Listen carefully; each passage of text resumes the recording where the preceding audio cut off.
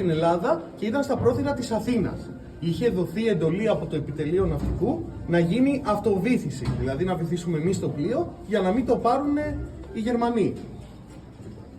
Αλλά όταν ακούστηκε αυτό στον ναύαρχο, ο ναύαρχος έφυγε από το πλοίο και πήγε στο επιτελείο να παρακαλέσει να μην γίνει η αυτοβύθιση, γιατί από τότε ήταν αξία σε αυτό το πλοίο, και το πλήρωμα μαζί με τον ιερέα σαν ανώτατο αξιωματικό τότε παράκουσαν αυτή την εντολή, φτιάχνοντας αυτό το σταυρό, και τον έβαλαν στη θέση του ναυάρχου.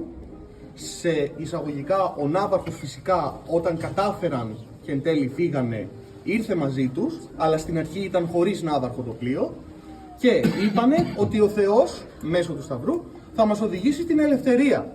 Το οποίο και έγινε. Κατάφερε το Αβέροφ να φύγει από την Αθήνα και κατέληξε στην Αλεξάνδρεια της Αιγύπτου. Τότε φυσικά η Αλεξάνδρεια, μία βάση των συμμάχων. Αυτό, για να σας δώσω μια πιο λυπητερή εικόνα, έγινε σε μια Μεσόγειο εννοώ τη θάλασσα που περιτριγυρίζει τη χώρα μας, γεμάτη αεροπλάνα, πλοία και υποβρύχια Γερμανών και Ιταλών. Και για να δώσω ακόμα μια πιο λυπητερή εικόνα, ο υπόλοιπος στόλος που είχε το Αβέροφ μαζί δεν τα κατάφερε. Το μόνο πλοίο που κατάφερε και όντως έφτασε στην Αλεξάνδρεια ήταν το Αβέροφ.